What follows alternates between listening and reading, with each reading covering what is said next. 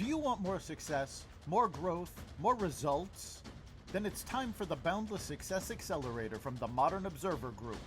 This isn't your average coaching program. It's where top performers come to dominate. Weekly group sessions, on-demand coaching, a community that's got your back, and a power-packed library of tools to supercharge your business and career. No more excuses, no more waiting. Get in, level up, and start building the life you've been dreaming about. Visit us at modernobserver.com/boundlesssuccess to join today. Let's get you to the next level.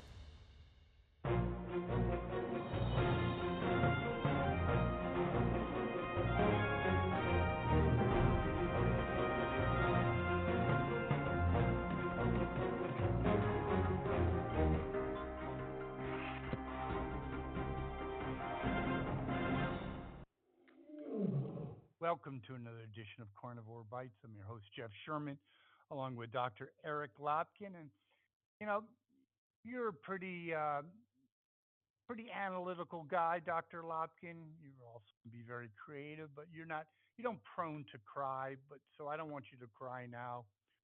Uncle Joe is leaving. Scranton Joe. Scranton Joe, Amtrak Joe, who started is really interesting. Mark Kelly has a great show on Newsmax.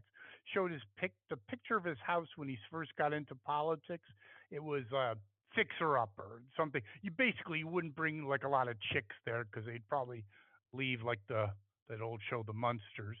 And he just happened to amass like 3 mansions but he's a public servant. That's my little interjection. But go ahead. The floor is yours. Yeah, he's spent 50 years in public service. Yes, and over those 50 years, the Biden family has benefited tremendously. So much, in fact, that all of his siblings required preemptive pardons. Mm-hmm. Which, by the way, I don't want to distract you from this important topic. It really is. But we also need to talk about there's growing arguments that these preemptive pardons might not hold up. But go ahead. Sorry. Yeah, we'll discuss that in a little bit, but that is true. And quite frankly, I want the Supreme Court to weigh in because nobody's ever done this before. And in fact, in 2020, the Democrats were up in arms over the thought that Trump might do this to people, which of course he didn't. It's called projection. Yep. Anyway, so back to Uncle Joe, lunch pail Joe. Yeah, I think the best way to bid farewell to Joe is to point out some of the results from the final Gallup poll, where America weighed in on what Joe had done to the country over the past 4 years. The federal debt, 67% of the country say we're worse off. Immigration, 64% of the country say we're worse off. The gap between the wealthy and the least well off, 60% of the country say we're worse off. The economy, 59% of the country say we're worse off. The U.S.'s position in the world, 58% say we're worse off. I could keep going, but quite frankly, the only measure that the American people thought we improved over the last 4 years, LGBTQ, yes, was the relations with the LGBTQ community. Everything Amazing. else, the American people have said, no, we are worse off now than we were 4 years ago. Which, that was the question. Reagan famously asked that question in 1980. Are you better off now than you were 4 years ago? And also, quite frankly, and I have seen some liberal pundits admit to this through gritted teeth, but there is a unified feeling in this country, other than the extreme left, that can only be compared to Reagan's Morning in America. No question about it. And just little things to get back to the numbers is the aggregates 36% approval rating. And just to put it in perspective, Jimmy Carter had a 46 when he left. And I do 100% agree with Bill O'Reilly. He's not just a pundit, he's an historian and an author. He, um, he ranks Joe Biden as the second worst president ever, not in modern history, ever, next to behind James Buchanan, who essentially started the Civil War. Um, he will comments after this. He will go down with the only thing you could say about him is crickets. You know, there'll be no discussion. He will be about as irrelevant as I don't know, the Beach Boys' No New World Tour or something.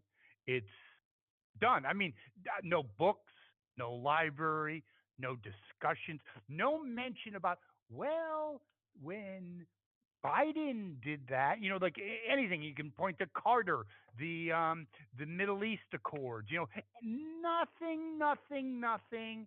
And the other thing sometimes be careful what you wish for, or karma's a bitch, however you want to say it, is he has no time to recover. Jimmy Carter left office, he was probably 60. He had 40 years to reinvent himself, which he did. There is no time. As Keith says, time waits for no one. Good song, Well, by the it's way. it's Your not even thoughts? it's not even just a matter of him not having the time to reinvent himself. He doesn't have the ability. A More good and point, more yes. more and more people are coming out and saying, "Yes, we knew he was mentally unfit. We didn't want to say anything. We didn't want to get in trouble by reporting it."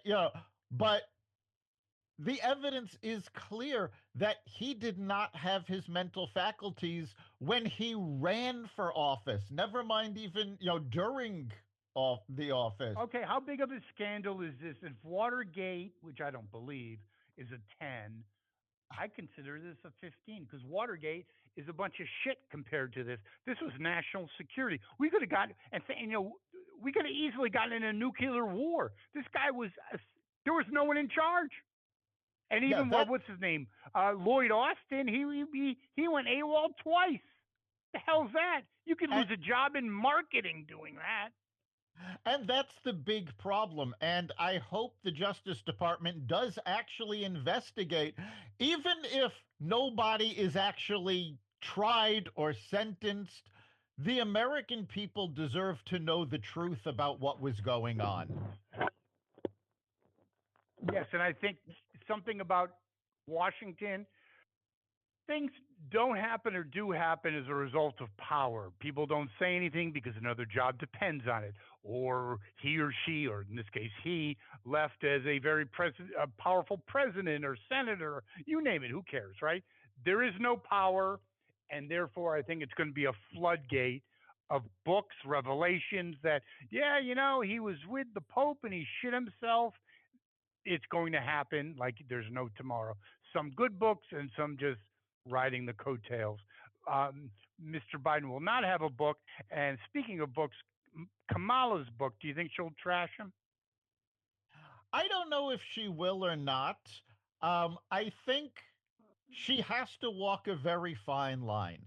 She has to tell what happened. But the fact of the matter is, if she comes out now trashing him after being on the campaign trail and swearing up and down that he was fine, that, she wouldn't have changed a thing, I think that takes what little possibility she has of a career left and flushes it down the toilet. I think it's done anyway. I mean, you could say it's partisan. Democrats don't like her. They had with Lisa Lee. She was a big fundraiser. She has actually flipped to the Republicans. Um, no. One thing about, and then look at what happened at the funeral. It was, I've Yes. never seen someone, and at some gala in New York, I forgot what that was, Kennedy Center or something. Yikes. Yeah. You would Demo- get more attention, Dr. Lopkin. Democrats are distancing themselves from Harris like I've never seen Never before. seen something like this. I don't, honestly, I don't. Now, granted, I was a little young at the time, but I don't even think the Republicans distanced themselves from Nixon this fast. No, no, they actually didn't. He had some. He had actually a group. I'm going to say of 30% of Republicans still supported him. Um, and the other thing about it is when you compare Nixon with Biden, getting to our point, he kind of resurrected his stature in the world and in America. He wrote several books, and by the way, they may not have admitted it, most of them did, that many presidents called Richard Nixon. How many people? The only call Biden will get is a clarification call from Domino's. Is it pepperoni or sausage? Yeah, I think, there is a major difference. And I think it's best illustrated by the fact is just before he passed away, Ted Kennedy had said his big regret in terms of policy and politics was that he didn't listen to Richard Nixon when it came to a health care bill. That was his big regret. Nobody is ever going to look back and go, I really should have listened more to Joe Biden. Never. You would probably do that when they're taking you away in a straitjacket to a hospital. I should have, yeah, and then you're going to accelerate the whole process.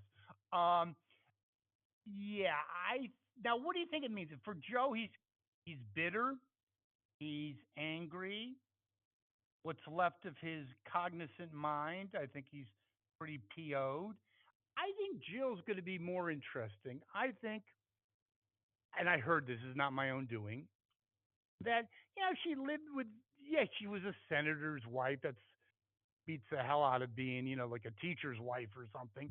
But certainly, she was with, everyone considered him a loser. Three times as a failed presidential candidate, and not just failed, just disgraced, and kind of not the brightest bulb. Blah blah blah. The list goes on. That's going to belabor the point. Now she's got to go to Delaware. None of the trappings. No Vogue magazine. No interviews. How do you like that? And she's stuck with a guy shitting in his pants. Not a happy camper. No, I don't think it is. And again, I think there is a historical comparison to when Reagan left office. Reagan, we all know, was suffering from dementia near the end of his second term, Yes, he was. and he still managed to go out to a hero's farewell. And Nancy was more than happy to spend the rest of her life protecting him and taking No care of doubt. him. I do not think Jill will do the same thing. I think Jill is going to end up being as bitter as he is because she's not going to be viewed with, I mean, first of all, she never accomplished anything as first lady anyway, but she's going to be looked on as one of the key drivers in hiding his condition from the American people.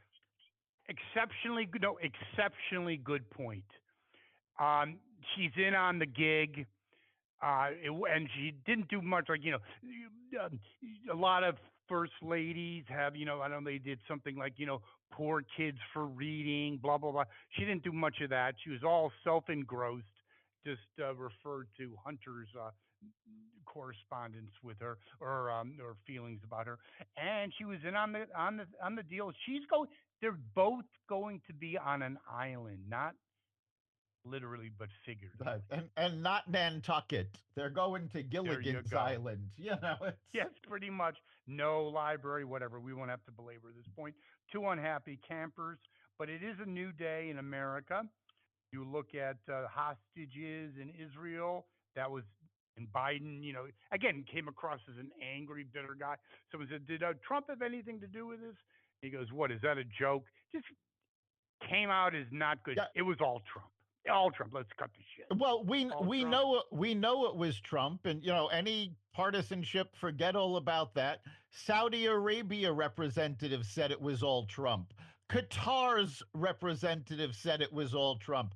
Benjamin Netanyahu said it was all Trump. All of the people Wait a in the second. room. Before you go any further, how happy is the Middle East? Not just Israel. Well, Iran's very unhappy, but the rest of the players who are looking for some type of a stability piece, including Saudi Arabia, others, Jordan, so on and so forth. Are they doing the rumba right now? In Israel, they Oh, must be like New Year's. It makes New Year's look like a joke. oh, Israel was more excited that Trump got elected than America was. Um, Yes. Across the Middle East, yes, there is this massive sigh of relief because they know from Trump's first term how he kept Iran in check. They know he's going to do the same thing again. And now it's much more important that he does that because the UN watchdog just said Iran is a hair's breadth away from nuclear weapons.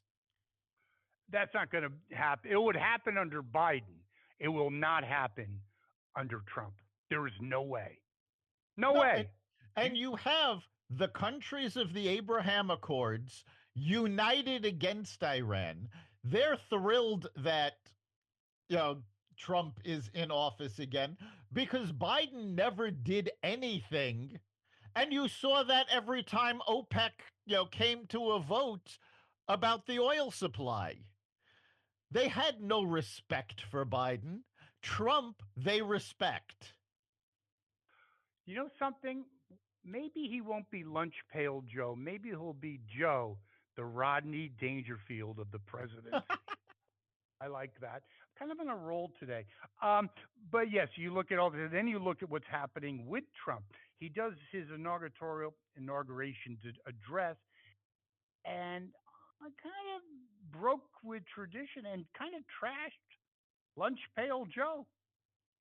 Well, not only did Trashed he him. did he trash Joe and by extension Kamala, Yes. he laid out exactly what he was going to do to put America back on track, which is unique for an inaugural address. Most inaugural addresses are full of platitudes and celebration and very short on policy. He was very specific about policies he was going to enact in order to bring the United States back to, as he said, a place of glory. And I think Dana Perino And on Fox, normalcy. yeah, I think Dana Perino on Fox said it best. While he was giving the speech, the camera would flip over to Joe Biden, and it looked like Joe was getting smaller and smaller and Yes. smaller as the speech went on. No doubt. And Kamala was getting more pissed and more pissed. She was ballistic. Just not in a happy mood. They've been losing to him. The trashing of Biden is essentially a quasi trashing of her as she's a part of the administration. It was a takedown and deservingly so, and it was personal because Biden, in his depleted sense still went after Trump with weaponizing the judicial department. It was an orchestrated effort. There's no love lost, and rightfully so. But it's really interesting. There might be some trouble in paradise, wherever was the paradise. Michelle not attending the inauguration or Jimmy Carter's funeral. And just came out, I'm talking seconds ago, that Kamala is blaming, not entirely, but putting some of the blame, that's much on her husband. Mm, I'm not a Yeah, marriage therapist, but that can't be good. well, there had been talk prior to this that Kamala's husband had been having affairs. So it would not Yeah, with surprise me babysitters. for, yeah, it would not surprise me for that marriage to fall apart. There's now a lot of talk that the whole reason Michelle Obama was not at these events is because her and Barack Obama are getting divorced. And you know what? I have no respect for Michelle Obama. I never did. but now I have even less because this is a national tradition. You don't let your personal feelings for your spouse keep you from paying respect to a fallen president. I'm not even going to Uh, talk about the inauguration. You know, fine, you want to pass on the inauguration, go right ahead. But this was somebody that had quite a lot in common with Barack Obama, and she just blew up. Hillary was there. Every first lady that was still uh, alive was there if except if you for her. if you do the math, and it's not just Jerry Springer-ish, whatever. There's it certainly strongly suggests to a marriageal a marriage problem. Um, yes, you you're married. I've been married. You might go to some house that maybe your spouse or maybe you don't like. You go. You go Right. if it's an event, a funeral, or whatever. It's so I actually do think there is a problem, and I think if Kamala's pointing it out in public that she blames in part, not in total, obviously, to her defeat to her husband, that's obviously not a good sign. But I do think there is trouble in paradise, and I think some of these marriages were always based on a mutual Convenience. power grab. Yes. Or I'm sorry, would say that again. A mutual convenience. Exactly. So once, first of all, let's be honest. Michelle and Barack, that train it's a bullet train now. It was a little chung chung to the engine that could. It's a bullet train and it has left the station. Am I not correct? Yeah, Goodbye. their Goodbye. their legacy is done. In fact, there are questions right now about who is actually in charge of the Democratic Party, who has the power. No And one. I mean, Obama is one of the people that's mentioned as possibly being able to, but the fact that they're even questioning whether or not a former president is good is has enough power over the party to actually right the ship, that shows that the ship has sailed. I think, and this is not just partisanship. You had Bill Maher basically saying, "Hey, don't kid yourself. Parties don't last forever." Um, Look what happened to the Whig Party. That was a major party. They are skirting on the edges of irrelevancy. They need to get their shit together, and if they don't, they're going to be a coastal elite party. And with the fires in LA, that might be falling apart too. And speaking of falling apart as it relates to the fires, it was a DEI meltdown. The three lesbian fire chiefs who had no clue of what they were doing. There was a water czar who was a DEI hire that her focus was on inclusion. Water? What? Water? Well, Yeah, water? And then the other one is Newsom, who did a video of him being never been prouder for blowing up the dams. yeah, Hmm. I mean the DEI certainly entered into it, but I honestly believe the bigger problem here was Newsom's desire to beat Donald Trump and to run for president.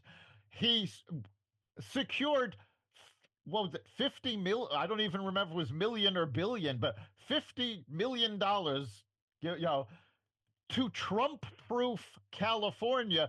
Meanwhile, he ignored the infrastructure problems. I have to He was, interject. I please have to. I have to interject. Career from a scale of 0 to 10. I thought he was about an 8, even though he didn't deserve it. What is it now? Is there a career? I honestly, I think the voters of California are still stupid enough to keep him Well, the alive. voters, yeah, But they're insane. I mean, but you he, could be the yeah, key, but he's yeah, the down to a basketball. 3 now. Yeah. There you go. Yes, no question about it. There was. You cannot completely dismiss the DEI No, but aspect to I this mean, but stuff. here's the big problem, and we've heard a number of experts talk about this. California did not take proper care of its wilderness. that did not provide routes out in and out of the wilderness. They did not clear the brush. Why didn't they clear the brush? Because they were told to do so by Donald Trump during his first term. And they went, well, if Trump says to do it, we're certainly not going to do it. And this is the consequences. I think the consequences are huge. I think the consequences are that you essentially have destroyed any political ascendancy in the short term from California. That includes Newsom or any of the other clowns, including Bass, who was on the short list, by the way, for VP. She is complete. She might actually be recalled. A complete mental midget with huge radical background and orientations. Yeah, So there not quite good. And the other thing that's yeah, not quite good. there is a recall movement going on with Bass.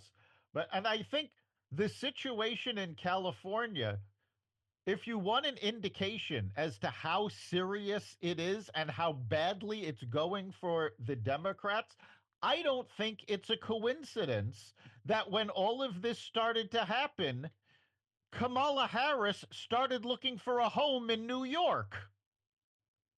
No question about it. I would agree 100%. Um, Another thing, you know, talking about creatures of habit, which I believe the Democrats or radical Democrats in L.A., California, and New York, Holcomb, all those other idiots, they can't help themselves, but neither can the liberal media. MSNBC's boss just resigned a week ago. Ratings are plummeting. Um, totally, totally unbelievable, right? And they just can't seem to.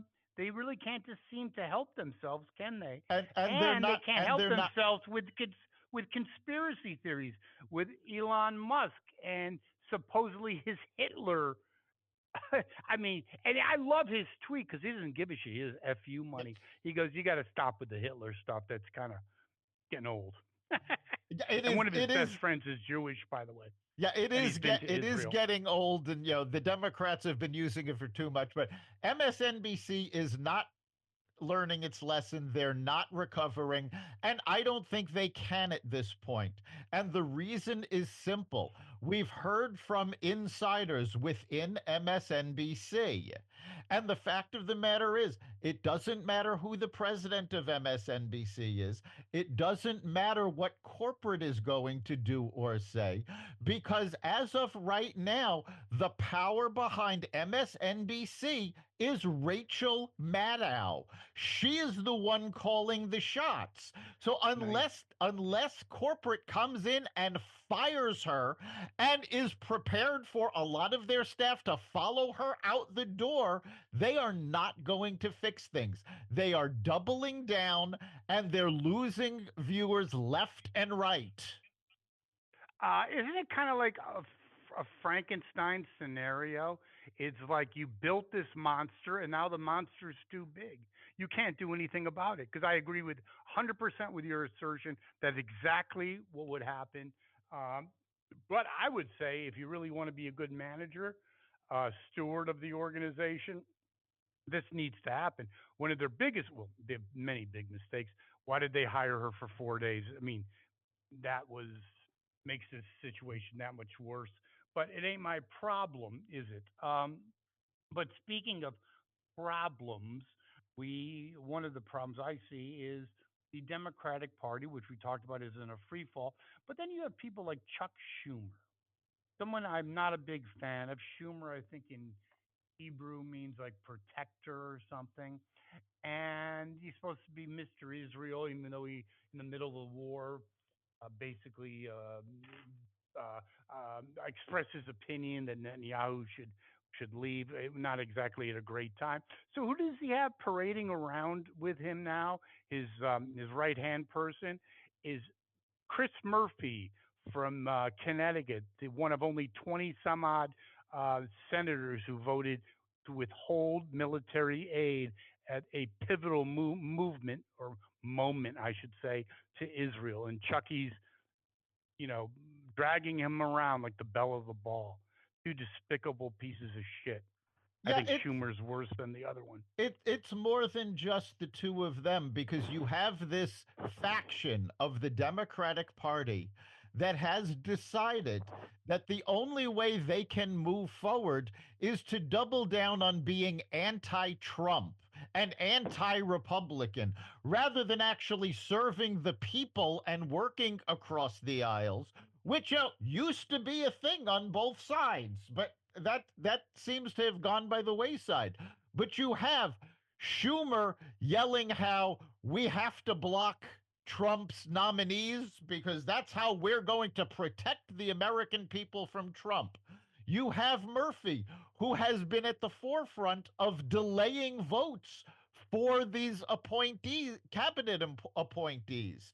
You have AOC, who went on a rant about how the Defense of Women bill was going to allow sex offenders to attack little girls, and in fact, her and a couple of other squad members joined her on this rant to the point that a number of very high profile, high dollar Democratic donors came out over the last 48 hours and didn't just say they're not going to donate anymore.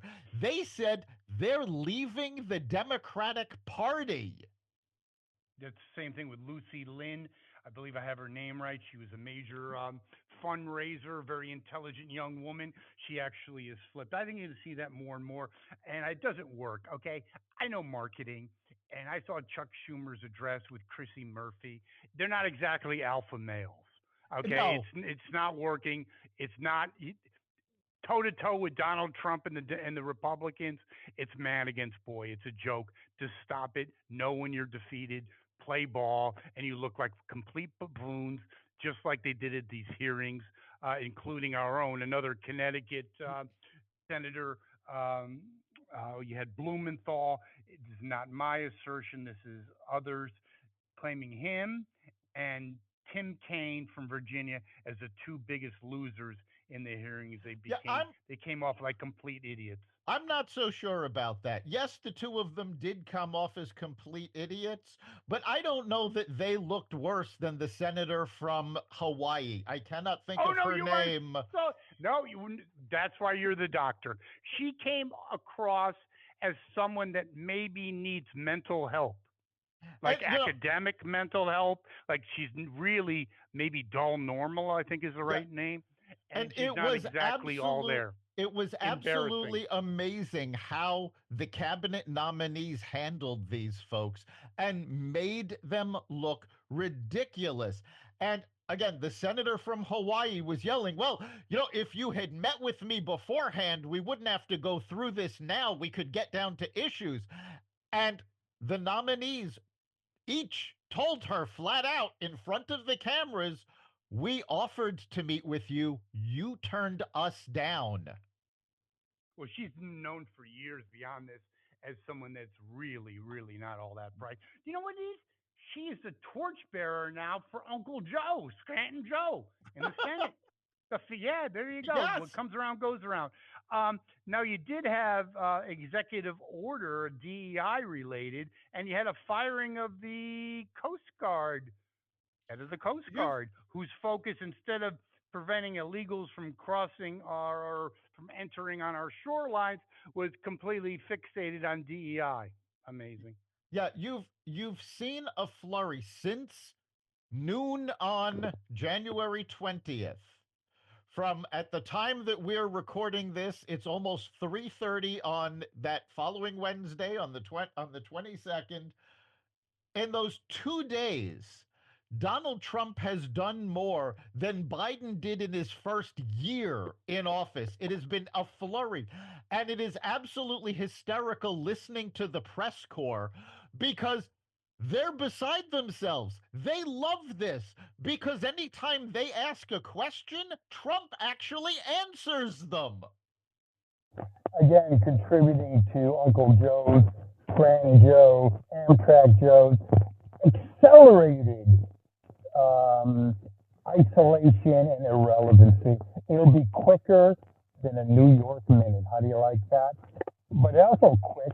They have another executive order sending 1,500 troops to the southern border. Yeah, he said he declared first was the executive order to declare the cartels a terrorist organization and a national security threat. That cleared the way to use the military at the southern border. 1,500 troops are now on their way to the southern border.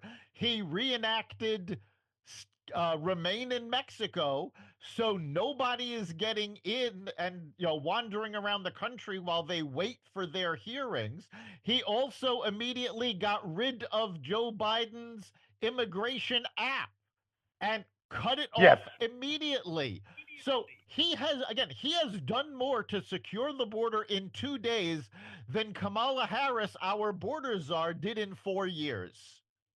Another interesting observation, I'd like your comments or to our listeners, I'm sure, is he never lacked confidence, Trump, but the assuredness of him 2024 versus 2016. He ain't messing around. He knows where the bodies are buried, and he's getting it done, dude. Yeah, it's a very different Trump because this Trump knows how the game is played. He knows how Washington works now, and he knows what he's up against. Remember, for his first term, not only was he fighting the Democrats, he was fighting a good portion of the Republican Party as well. Yes. Now they are falling in lockstep. There's still going to be a few dissenters. That's always going to Few is happen. the operative Yes. word. Right now, in the first at least 6 months, I say little to none. How do you like that? Because it's political suicide right now. He is the Republican Party. Yes, he remade the Republican Party, and what's important is, and he said this himself when he came into office in 2017, he didn't know how many appointments he was going to have to make. He underestimated that. And he trusted the wrong people. He trusted people with a lot of Washington experience. And when they said, oh, this is a good person to put in, he went, okay, put them in. Now he knows better, and he has been involved in the selection of every appointee. He has gone over everybody with a fine tooth comb to make sure that they are on board with the platform that got him elected. Well, something has to be working because this came across my desk. Rasmussen poll that he's plus 14 in the approval category. He's at 54%, the highest ever he has been. Plus 14. Yeah, there is again a feeling of unity even among centrist and center left Democrats. They realize this is somebody they can work with. They're starting to understand that the art of the deal isn't just the title of a book, it's how Trump operates. And they can work with that. They can I, make I deals. I don't agree with the work. I think the Democrats are ideologues. I don't think they have Take any a interest in working with take him. a look. I Take a believe look at I the know they don't Lakin. have any word. Take a Go ahead. look at the Lakin Riley law that just passed. You had 30 Democrats stand up and support the law, where before you didn't have that. You now have Democrats who have been assigned to Doge, who are going to be working to cut government spending. So, yes, there are Democrats who are working with the Republicans. We're seeing it. You saw Fetterman meet with him and say point blank, he represents the people of Pennsylvania, and the people of Pennsylvania voted for Trump. So he is going to be working with them. And watch, when votes get close in the Senate, you're going to see Fetterman be the new Joe Manchin and be a thorn in the side of the Democrats. I would agree with that, and I think your points are well founded. I think my bigger point is that the cooperation is the cooperation. We'll see how that goes. But the foolish effort of people like Schumer and others, you're just fighting against a tidal wave, a tsunami. Just sometimes you gotta know when to fight, like that old song, know when to fold them, know when to close them. And there's a season for everything. But Chuck, who's never been a master of communications, let's just say that, is picking the wrong time to go mano on mano. Do you agree with that one?